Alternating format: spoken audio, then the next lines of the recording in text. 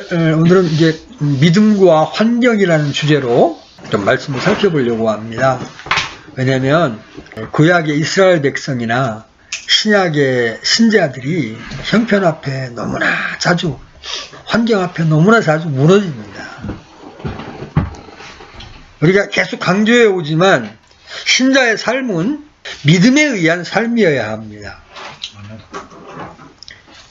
그런 면에서 참다운 믿음은 환경에 의존하는 것이 아니라는 점을 분명히 볼 수 있어야 합니다. 오늘은 그래서 제가 믿음과 환경의 관계를 한번 다뤄보려고 합니다. 모두에도 말씀드렸지만 구약의 역사서를 보면 이스라엘 백성들이 형편과 환경 앞에 속절없이 무너지는 것을 너무나 많이 봅니다. 그렇죠?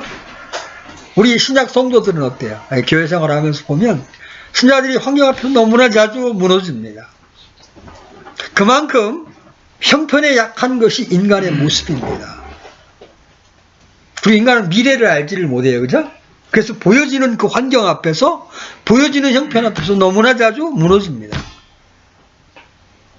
오늘 우리는 성경을 통해서, 그리고 우리의 삶 속에 실제로 일어나는 일들을 통해서 환경에 매이지 않는 믿음이 왜 필요한지에 대해서 살펴보려고 합니다. 우리가 잘 아는 것처럼 이스라엘은 10가지 재앙을 통해 파라오의 압제에서 풀려났습니다. 여러분 출애굽기에서 그런 부분들을 보시죠. 그러나 파라오가 이스라엘 백성들을 그냥 순순히 가도록 내버려 두지 않습니다. 마귀도 마찬가지예요. 한 사람이 예수를 믿기로 결정하고 나면요, 순수하게 너 잘 가라 그렇게 내버려 두지 않아요. 어떻게든 발목을 붙잡아 놓으려고 합니다. 그래서 이제 홍해 바닷가에서 이제 사건이 일어납니다. 여러분 출애굽기 14장 10절로 16절 한번 읽어보십시오. 출애굽기 14장 10절로 16절 같이 한번 읽어보겠습니다. 시작.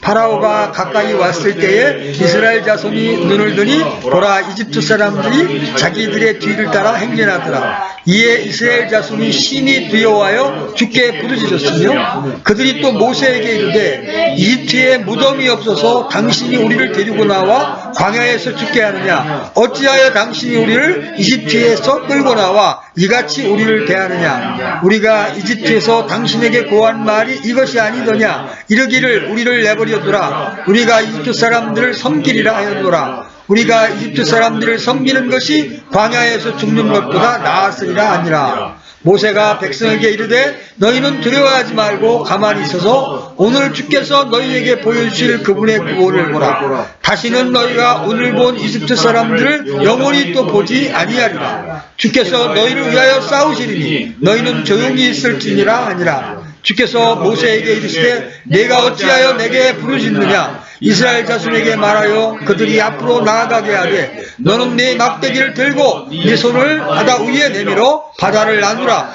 이스라엘 자손이 바다 한가운데를 지나 마른 땅 위로 가리라.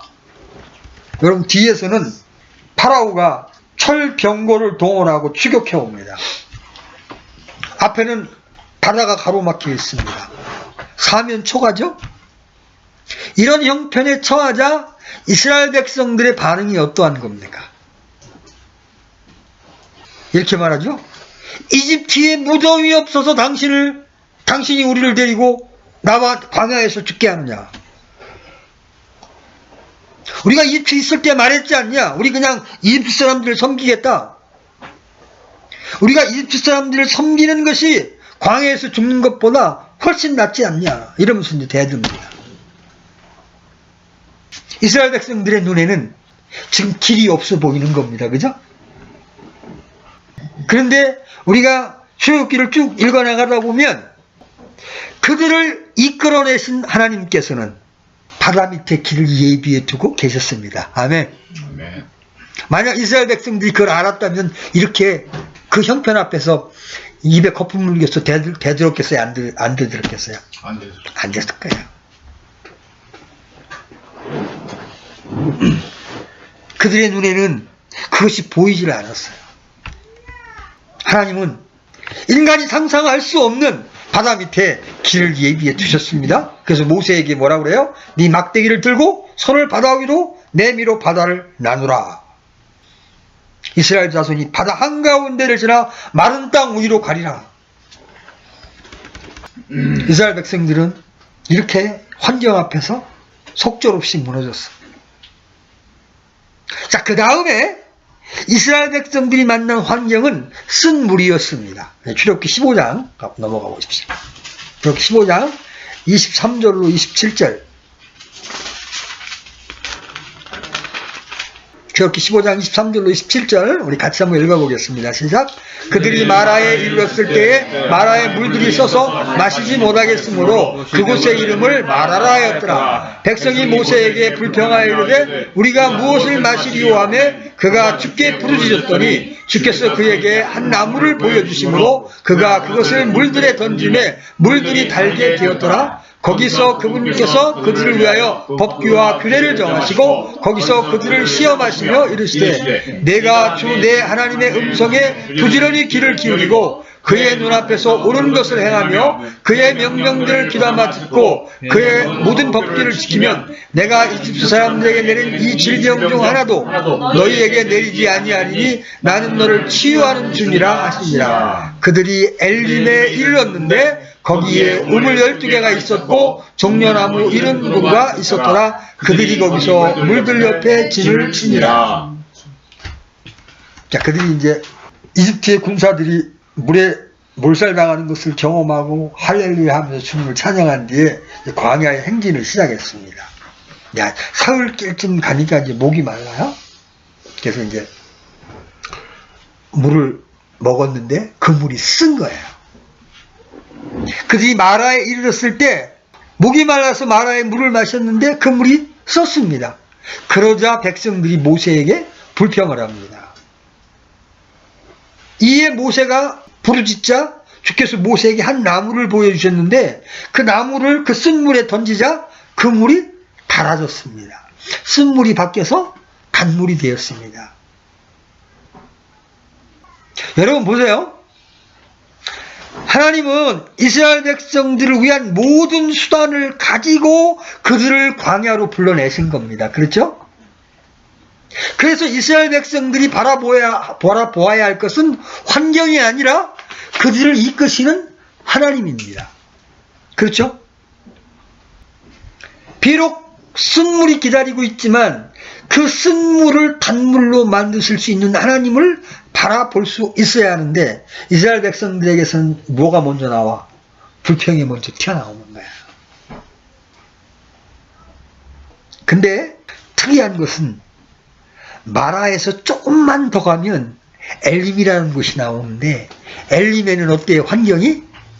우물 12개나 있고요. 그 다음에 종려나무 70개가 쫙 있어서 그늘을 제공해 주고 있습니다. 하나님은 엘림을 만나기 전에 먼저 마라를 만나게 하십니다. 왜 그래요? 하나님은 어려운 형편과 쉴만한 형편을 고루 안배하심으로 우리를 믿음으로 이끄십니다. 그래서 우리가 은혜를 만나기 전에 먼저 율법을 만나게 하십니다. 왜? 죄인됨이 드러나야 되네. 우리가 하나님의 은혜를 경험하기 전에 우리는 먼저 저주 앞에 서야 합니다. 그렇죠? 저주 앞에 서야 십자가를 통하여 우리가 은혜를 넘어올 수 있기 때문에 그래요. 광야에서 이스라엘 백성들이 너무나 여러 번 하나님께 반역하고 거역했습니다. 이제 끝부분에 이제 12정탐꾼 이 얘기를 한번 해보십시다. 우리 민수기 13장으로 한번 넘어가 봐요. 민수기 13장 26절로 32절. 지금 우리는 이스라엘 백성들이 형편 앞에, 환경 앞에 얼마나 쉽게 무너지는지를 우리 보고 있습니다. 민수기 13장 26절로 32절 같이 읽겠습니다. 시작. 그들이 가서 바란 광야의 가데스에 이르러 모세와 아론과 이스라엘 자손의 온 회중에게 나와 그들과 온 회중에게 말을 전하고 그 땅의 열매를 보여주며 모세에게 고하여 이르되 당신이 우리를 보낸 땅에 우리가 간즉 참으로 그 땅에는 젖과 꿀이 흐르고 이것은 그 땅의 열매입니다. 그럼에도 불구하고 그 땅에 거하는 백성은 강하며 도시들은 성벽으로 둘러싸이고 심히 클 뿐 아니라 또 거기서 우리가 아낙 자손을 보았으며 아멜렉 족속은 남쪽 땅에 거하고 헷 족속과 여부스 족속과 아므리 족속은 산지에 거하며 가나안 족속은 해변과 요르단의 지경에 거하여야 아니라.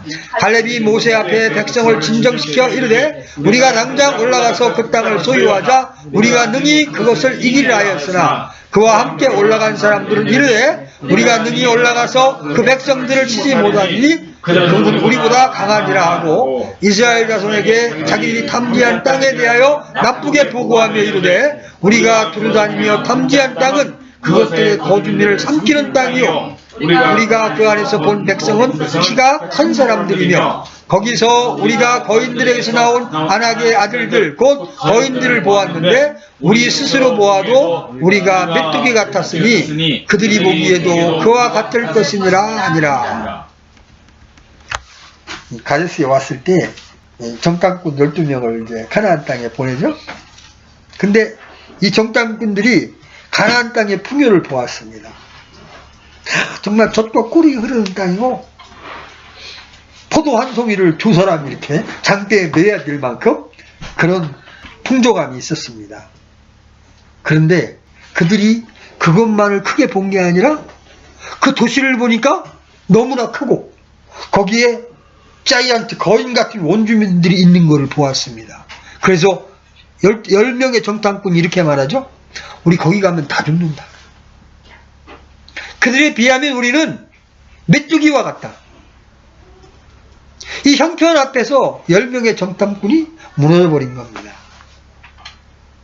그래서 결국 그들은 하나님이 들어가 점령하라는 그 말씀을 믿지 않고 형편을 바라보므로 그때 그 시대에 20세 이상의 사람들은 다 광야에서 죽게 되고 40년 동안 광야를 뺑뺑이 돌게 됩니다. 그죠?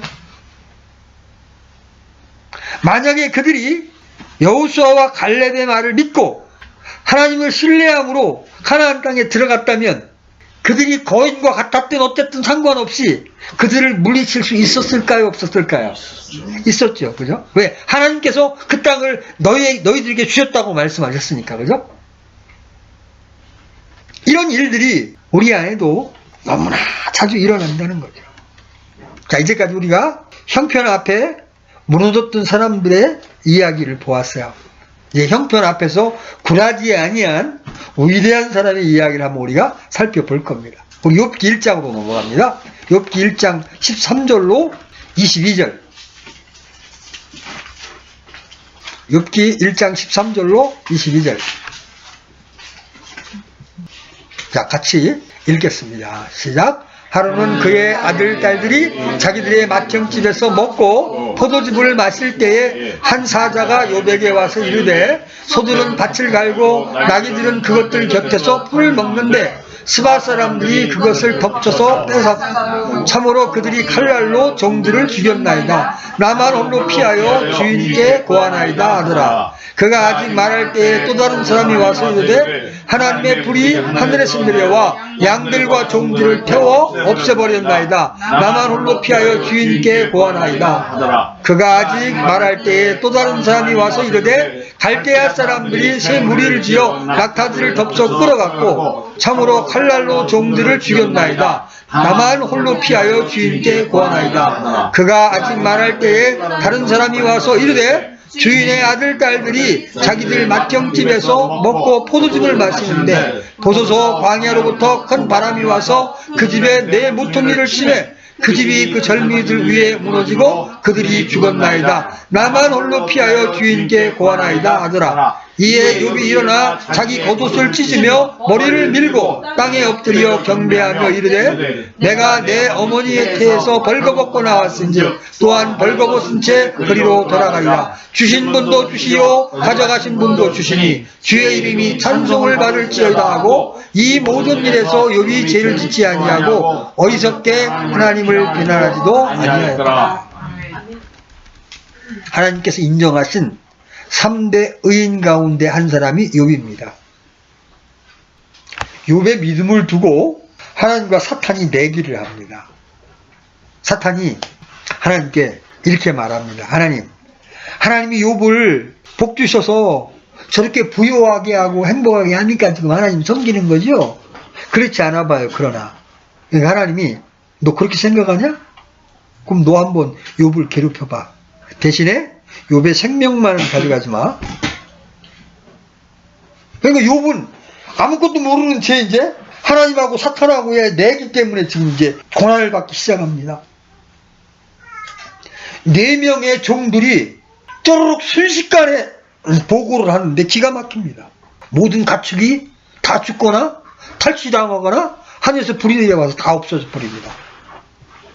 구약시대의 가축은 그 사람의 부를 상징하는 거죠. 그죠?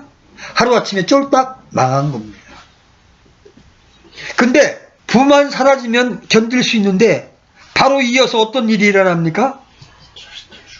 자식들 한둘이 아니고 10명이 한꺼번에 한날에 다 죽임을 당합니다. 여러분 이 지경 되면 여러분 어떤 반응이 나와야 정상이에요? 욥의 아내의 반응이 지극히 정상적인 반응이에요. 이때 욥의 아내가 뭐라고 했어요? 당신 아직도 하나님 믿을래? 하나님을 저주하고 죽어라. 이게 정상이에요, 사실은. 그죠? 근데 이러한 처참한 고난 가운데에서 욥이 어떻게 했습니까? 이스라엘 백성들처럼 불평하고 하나님을 저주합니까? 하나님, 제게 어떻게 이럴 수 있습니까? 제가 잔치를 하고도 혹시 죄를 지었을까봐 가족들과 함께 번제를 드리지 않았습니다. 이렇게 합니까? 우리는 정반대의 고백을 듣게 됩니다. 욥이 일어나 자기 겉옷을 찢으며 머리를 밀고 땅에 엎드려 경배하며 이르되 내 어머니의 폐에서 벌거벗고 나왔은즉 또 벌거벗은 채 거리로 돌아가리라. 주신 분도 주시오, 가져가신 분도 주시니 주의 이름이 찬송을 받을지어다. 우리가 상상할 수 없는 신앙 고백을 하고 있습니다. 제가 이 욥기를 그때 알았더라면 저도 초신자 때 그렇게 하나님께 대들지 않았을 거예요. 구원받은 지 3개월 만에 제가 돈을 한 1억 가까이 띄는 일이 생겼어요. 그때만 해도 기독교에 대한 저의 환상은 뭐였냐면 예수님을 믿으면 복받는 거였어요. 만사형통하는 거였어요. 근데 멀쩡하게 돈을 띄는 거예요. 하나님 제게 이럴 수가 있습니까? 제가 그때 당시 구원받은 다음에 창세기부터 막 출애굽기를 읽어나가는 중이었어요. 그때 제가 출애굽기에 나온 앞에 있는 그 이스라엘 백성들의 모습을 보면서 니네 이스라엘 백성들, 니네는 하나님 앞에 버림받아 마땅하다. 그리고 제가 이스라엘 백성들을 판단하고 있었거든요. 근데 제가 그 일을 당하니까 이스라엘 백성들하고 똑같더라. 그때 제가 그 사건을 통해서 이스라엘이 나라는 것을 발견했어요. 내가 이스라엘이었구나. 그 일을 당하기 전에 저는 의로운 사람이었어요. 우리는 환경에 무너진 이스라엘과 그 상상할 수 없는 고난의 환경 가운데 주의 이름을 찬송하는 욥의 모습을 통해서 몇 가지 교훈을 우리가 찾아볼 수가 있습니다. 첫 번째, 믿음은 지속적으로 환경을 넘어서 하나님을 보는 것입니다. 아멘. 믿음은 환경의 벽을 넘어서 하나님을 바라보는 것입니다. 그것이 믿음이에요. 그리고 하나님을 바라볼 때 비록 형편은 전혀 아닌 것처럼 보이지만 하나님께서 말씀하신 그대로 이룰 것이라는 것을 믿는 것, 그것이 바로 성경의 믿음이에요. 왜냐하면 하나님은 능히 바다에서 길을 내실 수 있고 하나님은 능히 어떤 산도 옮기실 수 있는 전능하신 분이기 때문에 그렇습니다. 실제로 하나님은 바다에 길을 내셨고 쓴물을 달게 하셨습니다. 그렇죠? 우리가 그 하나님을 바라보게 되면 어려움의 때에 불평하지 아니하고 소망의 주님을 기대할 수 있는 것입니다. 그렇죠? 우리의 실제의 경험은 어떻습니까? 우리는 너무나 자주 환경을 크게 본다는 것입니다. 그 환경 뒤에 계시는 주님을 보지 못한다는 거예요. 우리에게 환경을 볼 수 있는, 우리에게 하나님을 볼 수 있는 눈이 있다면 하나님께서 말씀하신 대로 반드시 이루어지리라는 확신이 샘솟게 되겠죠. 그렇죠? 근데 환경을 바라보게 되면 어떻게 돼? 그 확신은 사라지고 의심과 실망만 넘치게 되는 겁니다. 하나님은 때로 우리를 홍해와 같은 절박한 환경에 집어넣으시고 사면을 막으심으로써 믿음의 훈련을 시키십니다. 그리고 그런 과정이 없었다면 우리는 성숙한 믿음의 자리로 나아갈 수가 없어요. 처음부터 믿음 좋은 사람 없어요. 우리 믿음의 조상이라고 하는 아브라함은 처음부터 막 이렇게 신실했나요? 먹을 거 없으니까 이집트로 내려가고요. 그죠? 가서 먹고 살기 힘드니까 아내마저 팔아먹고 그러잖아요. 그게 우리예요. 그런데 그러한 환경 가운데 하나님이 우리를 한 걸음씩 믿음의 세계로 이끌어 주세요. 어려움을 당할 때면 우리는 하나님은 왜 하필이면 나를 가장 어려운 길로만 인도하시나 이렇게 생각하지만 시간이 지나보면 우리 어떤 생각이 들어요? 하나님은 참으로 선하시고 하나님의 인도는 우리에게 항상 최선이라는 사실을 새삼스럽게 깨닫게 되는 겁니다. 그렇죠? 환경만 바라보면 믿음이 떨어져요. 그래서 믿음은 지속적으로 하나님을 바라보는 것이기 때문에 우리가 하나님에게서 눈을 떼어 환경을 바라보면 즉시 믿음이 사라지는 겁니다. 우리는 베드로의 예에서 이 점을 잘 볼 수가 있습니다. 예수님께서 오병이어의 기적을 베푸신 뒤에 제자들에게 먼저 갈릴리 바다 건너편으로 건너가라고 하셨습니다. 그리고 예수님은 군중들을 보내시고 난 후 홀로 한적한 곳에서 밤새도록 기도하셨습니다. 그리고 새벽 3시에서 6시 사이가 되었을 때 예수님은 물 위를 걸어서 제자들에게 다가가셨습니다. 그동안 무려 9시간 가까이 제자들은 갈릴리 바다 위에서 조금도 전진하지 못하고 바람과 파도와 싸우고 있었습니다. 그러한 상황에서 물 위로 다가오는 한 물체를 보았을 때 제자들은 두려워 떨었습니다. 예수님은 그들에게 내니라 이렇게 자신을 밝히시고 두려워하지 말라 하셨습니다. 그러자 우리의 호프 베드로가 만약 말씀하신 분이 주시라면 저로 물 위를 걷게 하소서 얘기합니다. 그러니까 예수님이 어떻게? 오라. 그러자 베드로는 배에서 발을 떼어 바다 위로 발을 내딛었습니다. 그리고 물 위를 걷기 시작했습니다. 참으로 놀라운 베드로의 믿음과 순종입니다. 근데 얼마 가지 않아서 거센 바람을 바라보았을 때 베드로는 두려워하면서 물에 빠지고 말았습니다. 예수님께서 그에게 다가오셔서 건져주면서 믿음이 적은 자여 왜 의심하였느냐 이렇게 말씀하십니다. 자, 그토록 험악한 상황에서도 베드로가 자신의 눈을 예수님께 고정하고 예수님을 신뢰하고 그분의 말씀에 순종했을 때 그는 물 위로 걸을 수가 있었습니다. 그렇죠? 그러나 그가 그의 눈을 예수님께로부터 떼어 폭풍을 하고 하는 환경을 바라보았을 때 그의 믿음은 사라지고 그는 물속에 퐁당 빠지고 말았습니다. 주님을 따라갈 때 우리는 지속적으로 우리의 눈을 하나님께 고정해야 합니다. 그것이 믿음입니다.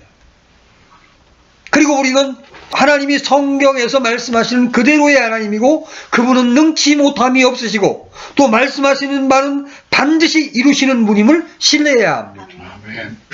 그래서 우리가 어두울 때 무엇을 잊지 말아야 되느냐면 밝았을 때 주셨던 하나님의 약속을 잊지 말아야 돼요. 예를 들어서 어느 날 내가 말씀을 읽는데 주 예수 그리스도를 믿어라 그리하면 내가 구원을 받고 내 집이 구원을 받으라는 말씀이 약속으로 탁 임했어요. 근데 형편을 바라보면 우리 남편 안 믿을 것 같아. 안 믿는 정도가 아니라 점점 강박해져. 그런 어려운 환경에 있을 때라도 우리는 어떤 것을 기억해야 된다? 내가 밝을 때 하나님께로부터 받은 약속을 기억해야 된다. 하나님께서 요셉에게 놀라운 꿈을 주셨습니다. 그죠? 앞으로 그를 통해서 행하실 놀라운 일들을 보이신 겁니다. 11명의 형들이 자기에게 절을 하고요. 그죠? 이런 꿈을 보여줬잖아요. 그러나 그 다음에 그에게 일어난 일들은 그 꿈과 정반대였죠. 그죠? 형들이 자기를 존중하기는커녕 그 꿈들로 인해서 형들이 시기를 해서 어떻게 했어요? 이집트 노예로 팔아버리잖아요. 아니, 부모 밑에 있어도 그 꿈이 이루어질까 말까 하는데 이방 나라로, 그것도 노예로 팔려나가는 신세가 되었으니까 어떻겠어요? 그러나 성경은 그 모든 것 가운데 하나님께서 함께 계셨다고 말씀합니다. 여러분, 사도행전 7장 9절로 10절 열어보십시오. 사도행전 7장 9절로 10절.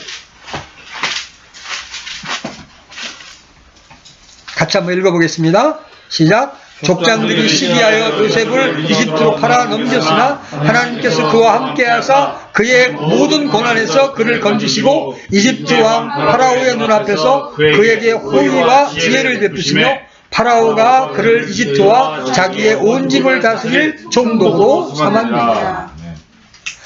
우리가 나중에 알게 되지만 오히려 하나님은 그 모든 과정을 통해서 하나님께서 그에게 주신 꿈을 이루셨습니다. 그렇죠? 그것도 요셉이나 그 주위에 어느 누구도 상상하지 못했을 정도의 놀라운 규모로 그것을 이루십니다. 자, 우리가 기억해야 할 두 번째는 주님의 십자가를 통하지 않고는 환경을 보지 마십시오. 우리가 환경을 볼 때 반드시 기억해야 할 한 가지는 주님의 십자가를 통해서 환경을 보아야 한다는 겁니다. 다시 말해서 십자가에서 확증하신 하나님의 사랑을 통하지 않고는 환경을 보지 말아야 합니다. 자, 마라의 쓴물에서 모세가 나무를 던질 때 쓴물이 단물이 되는 것을 보았습니다. 이 나무가 바로 십자가를 의미하지 않습니까? 어려운 환경이 다가왔을 때 내가 십자가를 적용하면 그 어려운 환경이 단물로 변해버립니다. 누군가 나를 힘들게 합니다. 그때 같이 육신으로 대하게 되면 내가 사나워집니다. 내가 육신적이 됩니다. 그래서 나의 영적인 상태는 하염없이 피폐해집니다. 그러나 그 문제를 영으로 바라보고 하나님이 이 일을 통해서 나를 훈련시키고 계시다는 것을 믿고 그 과정을 인내하게 되면 그 어려웠던 환경이 나중에 단물로 바뀌게 된다는 것이죠. 뿐만 아니라 예수님의 십자가는 우리를 향한 하나님의 사랑의 확증입니다. 그렇죠? 그래서 로마서 5장 8절에 우리가 아직 죄인이었을 때에 그리스도께서 우리를 위해 죽으심으로 하나님께서 우리를 향한 자신의 사랑을 당당히 제시하시느니라. 십자가만큼 우리에 대한 하나님의 사랑을 확실히 증거해 주는 것이 아무것도 없어요. 그래서 우리는 십자가에 나타난 하나님의 그 크신 사랑을 토대로 해서 그 환경을 바라보아야 합니다. 그렇게 할 때에 비로소 우리는 환경을 올바로 이해할 수 있어요. 보세요. 여러분 한 사람 한 사람을 위해서 하나님은 당신의 아들을 십자가에 내어주셨습니다. 아멘. 여러분 한 사람 한 사람을 당신의 독생자를 죽이실 만큼 사랑하셨단 말이죠. 아멘. 지금도 그렇게 사랑하고 계십니다. 아멘? 아멘. 그렇다면 그분이 우리에게 환경을 안배하실 때 우리를 망하라고 절대로 환경을 안배하실 리가 없다는 거죠. 아멘. 하나님을 경험하는 삶이라는 그 책의 저자인 헨리 블랙갑이라는 목사는 자기의 딸 캐리가 암에 걸렸을 때 이야기를 자신의 책에 담고 있습니다. 그는 어떻게 그 모든 상황에서도 십자가에서 나타난 하나님의 사랑을 토대로 그 환경을 보게 되었는가를 이렇게 기록하고 있습니다. 제 아이들 중 한 녀석은 자기 마음대로 해주지 않으면 아빠는 나를 사랑하지 않는가 봐요? 이렇게 말하지만 제 사랑에는 변함이 없습니다. 단지 그 아이에 대한 저희의 사랑이 그 아이가 원하는 방법과는 다르게 표현되었을 뿐입니다. 아멘. 우리의 애동딸 캐리가 15살 때 암에 걸려 화학요법과 방사선 치료를 받았습니다. 우리는 캐리가 고통받는 것을 보면서 함께 고통을 받았습니다. 어떤 사람들은 그와 같은 경험을 할 때 왜 하나님이 더 이상 나를 사랑해 주시지 않느냐고 불평을 합니다. 캐리의 투병은 우리에게 절망적인 경험일 수 있었습니다. 그러나 하나님의 사랑이 변했습니까? 아니지요. 이런 상황에 처했을 때 하나님께 무슨 일이 일어나고 있는지 보여달라고 부탁을 드렸습니다. 우리는 그렇게 했습니다. 우리는 하나님께 우리가 무엇을 해야 할지를 여쭈어 보았습니다. 우리는 이와 같이 모든 종류의 질문을 했지만 주님, 당신은 아마 저를 사랑하지 않는가 보군요라고 말한 적은 없습니다. 때때로 저는 하나님 앞에 나아가 딸 아이 뒤에 있는 십자가를 보았습니다. 아버지, 환경 때문에 아버지의 사랑을 의심하지 않도록 도와주십시오. 저를 향한 아버지의 사랑은 십자가에서 이미 다 보여주셨습니다. 저에게 그 사실은 변하지 않고 또 변하지 않을 것입니다. 이렇게 기도했습니다. 이 기도는 하나님 아버지와의 사랑의 관계가 어려울 때 고비를 넘기도록 우리를 지켜 주었습니다. 환경이 어떻든지 하나님의 사랑은 결코 변하지 않았습니다. 캐리가 암에 걸리기 훨씬 전부터 제가 결심한 것이 있는데 그것은 어떤 환경이 닥치든지 십자가의 공로를 생각하지 않고는 그 환경을 보지 않기로 한 것입니다. 예수 그리스도의 죽음과 부활을 통해서 하나님은 저에 대한 그분의 사랑을 영원토록 확신시켜 주셨습니다. 십자가와 예수 그리스도의 죽음과 부활이야말로 하나님의 사랑의 전체적이고 완전하며 최종적인 표현입니다. 하나님의 사랑을 결단코 의심하지 마십시오. 하나님을 경험하고 알고 싶어 하기 전에 하나님이 여러분을 사랑한다는 사실을 우선 확실히 해 놓으십시오.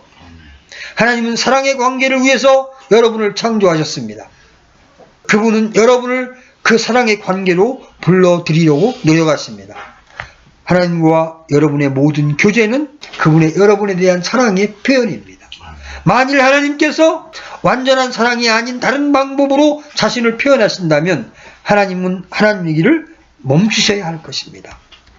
캐리의 경우 나중에 완치되었습니다. 그런데 오늘날 많은 사람들은 그 반대로 행동합니다. 즉 환경을 통해 하나님의 사랑을 이해하려고 합니다. 환경이 좋으면 하나님이 자신을 사랑한다고 생각합니다. 반면에 환경이 자신이 원하지 않는 방향으로 흘러가면 하나님이 정말 계시기는 한 겁니까 하고 회의에 빠집니다. 수십 년 믿었다는 분들에게서조차 이런 모습을 보게 됩니다. 그 결과 자신을 향한 하나님의 사랑을 알지 못합니다. 하나님께서는 자신을 사랑하지 않는다고까지 생각하게 됩니다.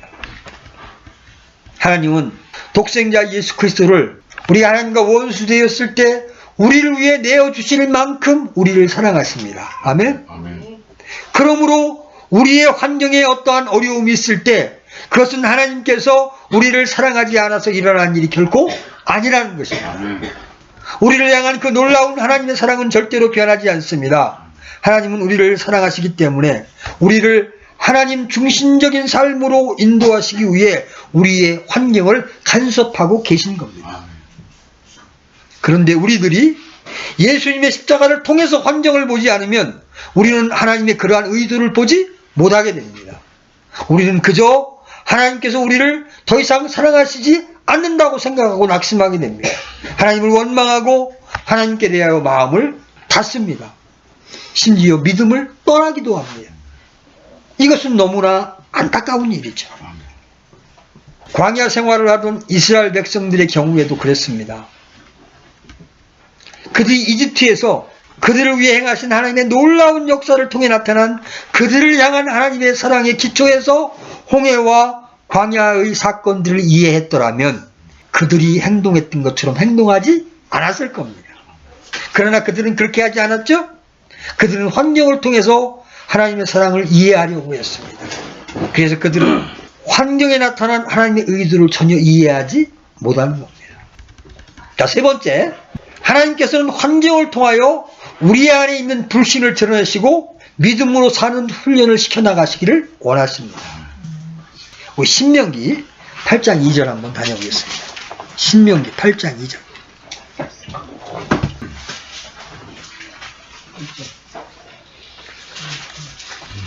자, 같이 읽겠습니다.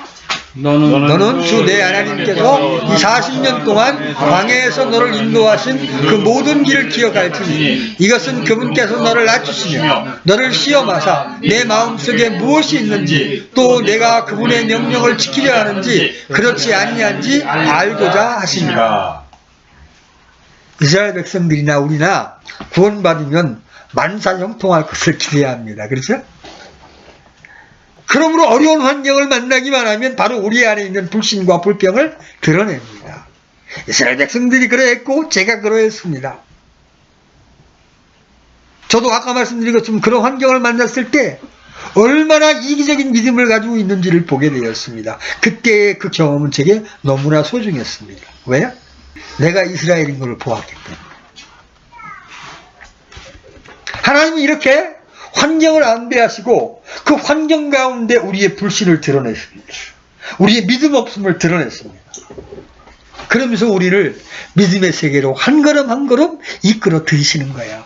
그래서 14일이면 갈 수 있는 가나안 땅을 40년 동안 돌게 하시면서 믿음의 훈련을 시키신 겁니다. 마지막으로 환경은 하나님의 때에 대한 전령입니다. 환경은 하나님의 때에 대한 좋은 전령이에요. 다시 말해서 하나님의 때가 되면 하나님은 환경을 움직이시는 겁니다. 다시 한번 요셉에 의해서 우리는 이 점을 볼 수가 있어요. 요셉은 그 주인 보디발의 아내의 모함으로 억울한 누명을 쓰고 감옥에 갇히게 되죠. 그는 그곳에서 언제 어떻게 나오게 될지 모르는 속수무책의 상황에 처하게 됐습니다. 그러던 어느 날 파라오가 꿈을 꾸게 되었습니다. 파라오는 이집트의 모든 마술사와 지혜자들에게 그 꿈에 대한 해석을 의뢰했지만 아무도 시원스러운 대답을 주지 못했습니다. 그때 이전에 요셉이 해준 꿈의 해석대로 복직되었던 잔 맡은 우두머리가 요셉을 떠올리게 됩니다. 그리고 파라오에게 폐하, 제가 감옥에 있을 때 이런 애가 있었었는데 참 꿈 해석을 잘했습니다. 그래서 요셉이 이제 파라오에게 불려나가게 되죠. 그리고 하나님께서 주신 대로 파라오의 꿈을 해석해 주었습니다. 그것이 계기가 되어서 요셉은 이집트의 총리가 되었습니다. 이 하나하나의 일들은 요셉의 노력과는 상관없이 모두 하나님께서 하신 일들이었습니다. 그렇죠? 예를 들어서 이집트의 모든 마술사들과 지혜자들이 파라오의 꿈을 해석하지 못했다고 성경은 말하고 있는데, 여러분은 이 말을 그들이 한마디의 해석도 제시하지 못했던 것으로 이해합니까? 아니에요. 아마도 그들은 수백 가지의 해석을 제시했을 겁니다. 그런데 이게 파라오의 마음에 확신을 주지를 못한 겁니다. 이 일을 누가 했어요? 하나님이 하셨습니다. 나중에 요셉이 그 꿈을 해석했을 때도 그렇습니다. 얼마나 그 꿈의 해석이 확신 있게 받아들였으면 파라오가 감옥에 있던 요셉을 그 일을 총괄할 총리로 삼았겠습니까? 그 역시 하나님이 하신 일입니다. 이처럼 우리의 노력이나 계획과 상관없이 하나님께서 환경을 움직여 나가실 때 그것은 하나님의 때가 되었다는 표시입니다. 하나님께서 환경 가운데 행하시고 계신 것을 주시하여 보는 것을 배워야 합니다. 하나님과 동행하면서 환경과 관련하여 또 한 가지 중요한 것이 있습니다. 그것은 하나님께서 환경 가운데 행하고 계신 것을 보는 겁니다. 하나님께서는 하나님의 행하심을 보이시는 한 가지 통로가 환경이기 때문에 그렇습니다. 환경을 통해서 하나님의 행하심을 보려면 세 가지가 중요합니다. 제가 좀 어려운 얘기를 하고 있는 겁니다. 환경은 때때로 하나님께서 무엇인가를 행하시겠다라는 전령인데 그것을 우리가 분별하려면 세 가지가 중요해요. 첫째는 영적 집중력입니다. 하나님의 행하심을 주시하여 보려면 우리의 영적 집중력이 필요합니다. 하나님의 행하심을 보고자 할 때 집중력, 그리고 하나님의 행하심을 보았을 때 그 일에 온 삶을 동참하고자 하는 자세, 그것들이 하나님의 행하심을 보는데 필수적인 요소들입니다. 사실 그러한 자세들은 우리가 하나님과 동행하는 삶을 사는 데 있어서 없어서는 안 되는 중요한 자세들입니다. 둘째, 연관시켜 보는 겁니다. 우리는 하나님께 기도하고 난 후에도 하나님께서 어느 날 어떤 방법으로 그것을 응답해 주시겠지 하고 막연하게 생각을 합니다. 그러면서 우리의 기도와 우리 주위에서 일어나고 있는 일들을 연관시켜 보지 않습니다. 그러나 환경을 통해 하나님의 행하심을 보려면 우리는 기도와 우리 주위에 일어나고 있는 일들을 연관시켜 보아야 합니다. 이 말은 그 모든 일들이 우리의 기도의 응답으로 일어난 일들이란 말이 아니에요. 영적 분별력을 가지고 그것들을 분별해 보아야 한다는 거죠. 세 번째, 무엇보다 중요한 게 영적 분별력입니다.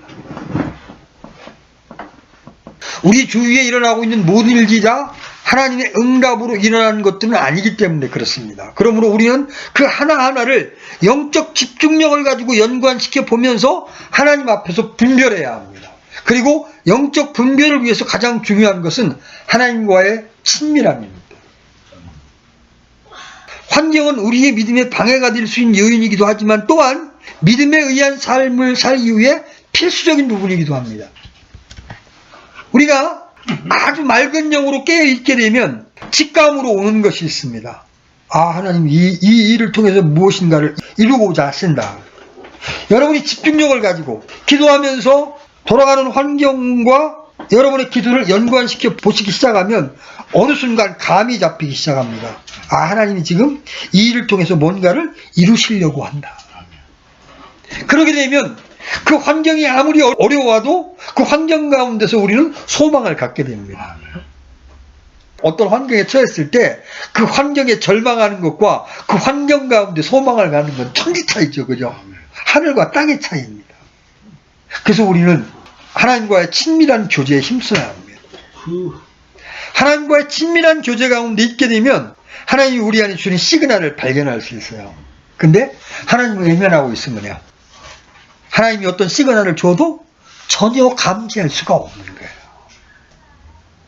여러분, 영적인 삶은, 영적인 생활은 막연한 게 아닙니다. 내가 하나님께 가까이 다가가면 다가갈수록 내가 영적으로 더욱더 민감해지는 겁니다. 하나님의 영광스러운 나타나심을 볼 확률이 그만큼 높아지는 겁니다. 아멘? 아멘. 오늘 우리는 믿음과 환경의 관계를 몇 가지 살펴보았습니다.